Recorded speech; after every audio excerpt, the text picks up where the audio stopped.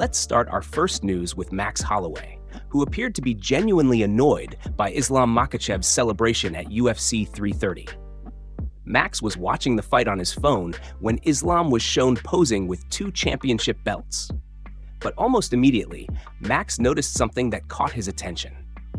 He looked at the screen and started questioning the flag Islam was holding, admitting that he had never seen the flag before. But the flag wasn't the only thing that confused him. Max then turned his attention to the W belts around Islam's shoulders. He seemed puzzled by why Islam was posing with both titles, especially considering that one of those belts was only temporarily in his possession. Max basically argued that Islam is technically the champion, but he is only defending one belt at the moment. In his view, the second championship was temporary, so continuing to pose with both belts didn't make much sense. He sounded increasingly frustrated as he tried to explain his point. "Why do you have two belts?" Max said, before questioning why Islam continued to carry both of them. It was clear that Max wasn't exactly impressed by the situation. He repeatedly said that he didn't understand why Islam was still posing with both belts, almost as if the entire thing was unnecessary. Of course, Islam has become one of the biggest stars in the UFC, and the championship situation has created plenty of discussion among fans and fighters. His dominant run has already made him one of the most accomplished champions in the sport, but the decision to pose with two belts clearly caught Max's attention. And Max wasn't shy about letting everyone know exactly what he thought. His reaction quickly stood out because it wasn't simply about the fight itself. He was focused on the symbolism of Islam standing there with two championship belts, even though only one was considered his active title. For Max, it seemed pretty simple. If you are defending one belt, then why keep showing off both? Whether it was genuine frustration or simply Max being blunt and giving his honest reaction, his comments added another layer to the growing conversation surrounding Islam's championship status. And judging by his reaction, Max Holloway clearly wasn't a fan of seeing Islam Makhachev standing there with two belts. Move on to another news, and this time, Carlos Prates has a clear message for Islam Makhachev. Prates didn't hold back when he spoke about his ambitions at welterweight. He made it clear that his goal is not simply to fight Islam. He wants to stop him, take the championship belt, and bring it all the way back to Brazil. Prates was asked if he had a message specifically for Islam, and his response was short, confident, and very direct. He said he didn't knock Islam out yet, but when they eventually share the Octagon, he plans to change that. Prates made it clear that he believes he has the power to finish as Islam and become the first Brazilian welterweight champion. For him, this isn't just about adding another victory to his record. It's about making history for Brazil. "I'm gonna knock you out, bro. I'll bring that belt to Brazil," Prates said. That statement immediately reveals how confident Prates is feeling. He isn't talking about surviving 5 rounds or winning a decision. He is openly predicting a knockout against one of the most dominant fighters in the UFC. Islam, meanwhile, has built his reputation around elite wrestling, control, pressure, and an ability to dictate where the fight takes place. But Prates believes his striking can create a completely different challenge. The Brazilian clearly sees an opportunity to make a massive statement. Beating Islam would already be a career-defining accomplishment, but doing it by knockout and becoming Brazil's first welterweight champion would take the moment to another level. Prates understands exactly what is at stake. A victory over Islam would put his name among the biggest stars in the division, while also giving Brazil another historic UFC champion. For now, his message is simple. He wants the belt, he wants to bring it to Brazil, and he believes a knockout is the way he will get it. Move on to another news, and this time, Sean O'Malley has revealed that he plans to sit out until after UFC 333. Sean O'Malley is keeping his options open while the bantamweight division continues to develop. With Merab scheduled to face Peter Yan in a trilogy fight at UFC 333 on October 24th, O'Malley says he plans to wait and see how that fight plays out before making his next move. O'Malley explained that he is perfectly comfortable sitting on the sidelines until October 24th. Instead of rushing into another fight, he wants to watch the division unfold and see which opportunities become available. He said, "I'm sitting out. I'm sitting my happy ass out till October 24th. I'm going to see what happens. That decision could become especially interesting depending on the result of the trilogy fight. O'Malley even brought up the possibility of facing Peter Yan again if Yan loses, although he admitted that a rematch would probably not happen under those circumstances. Still, O'Malley believes the bantamweight division is in a very interesting position right now. There are several fighters moving up the rankings, and the competition is becoming increasingly difficult to predict.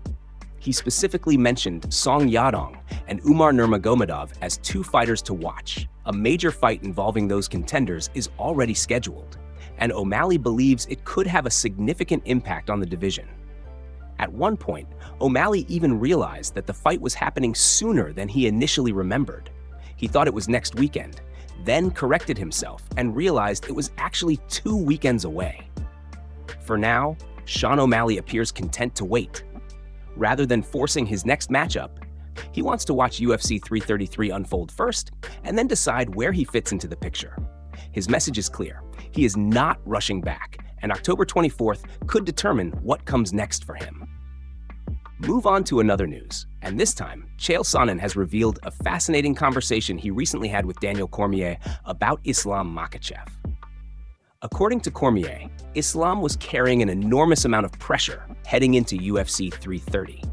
The stakes were much bigger than simply winning another fight.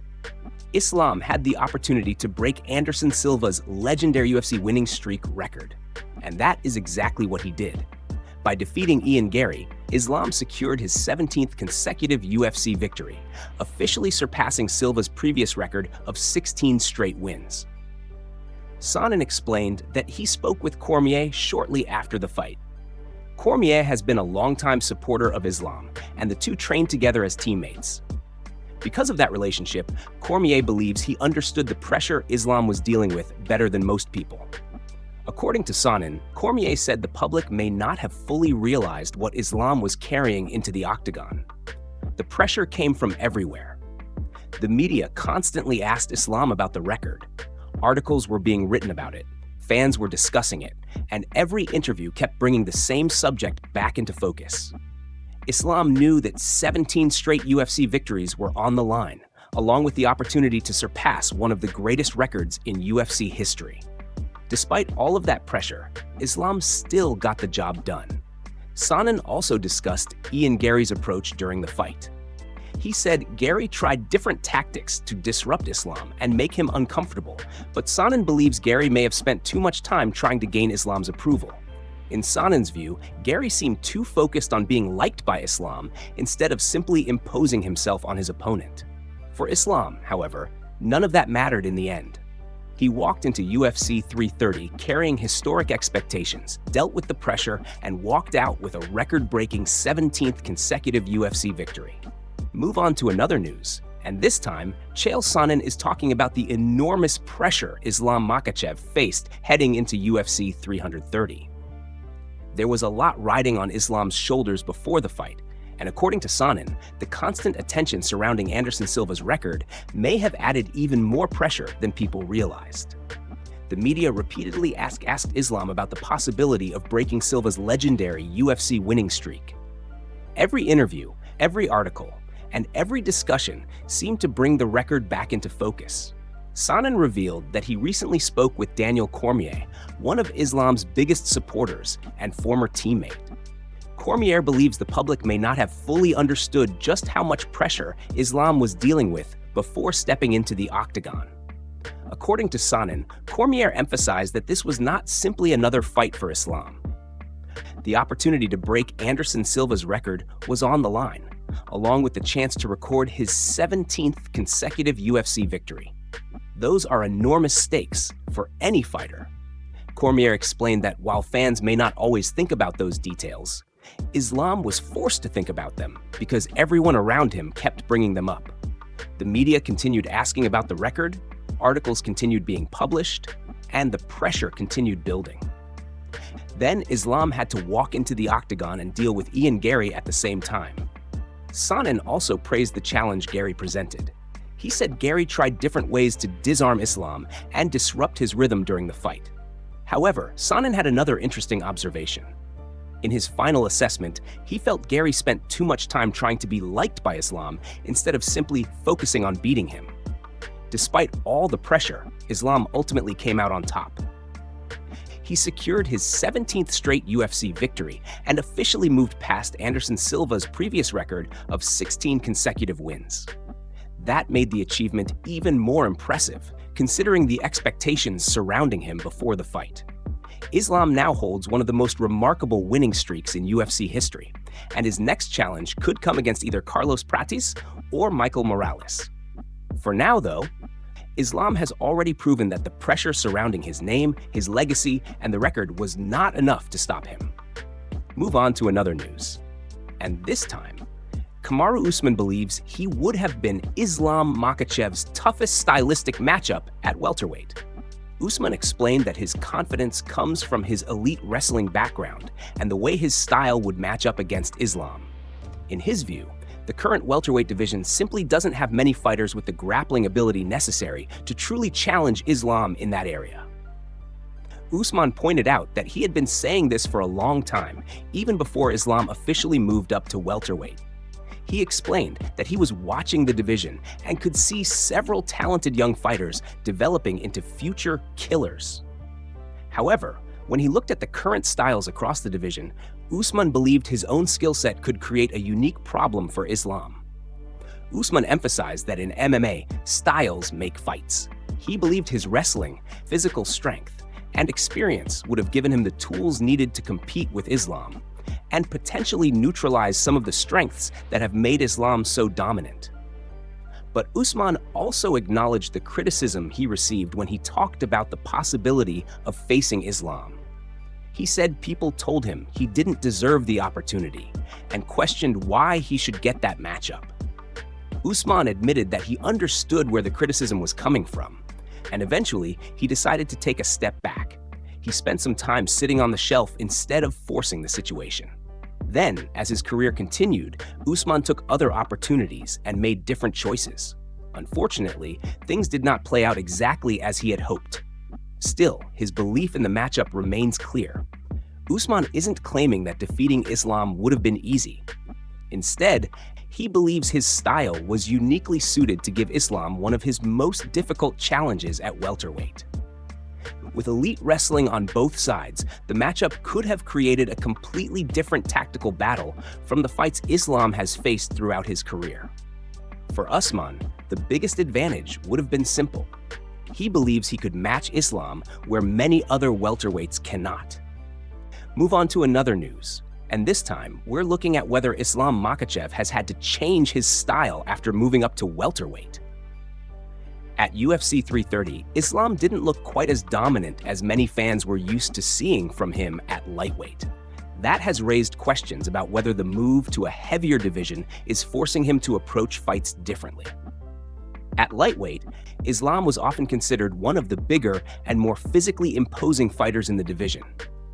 But at welterweight, that advantage has disappeared. Dan Hardy recently discussed this change and explained that Islam has entered a division filled with much bigger athletes. Some welterweights are around 6'2", 6'3", or even 6'4", with larger frames, broader shoulders, longer arms, and longer legs. Their size can make them significantly more difficult to take down because their limbs are constantly creating opportunities to defend and get back to the floor. According to Hardy, Islam's game has already had to change because of this. If Islam wants to remain at welterweight and continue defending the championship, Hardy believes his approach may need to become more about hustle, pressure, and forcing opponents to work. He pointed to Merab and Volkanovski as examples of smaller fighters who successfully competed against bigger opponents by building their games around their own strengths. Both fighters understood their physical limitations and turned them into advantages through movement, pace, pressure, and relentless work. Islam may now have to do something similar. He is no longer going to be one of the biggest physical bullies in his division. At welterweight, there are some seriously big opponents waiting for him.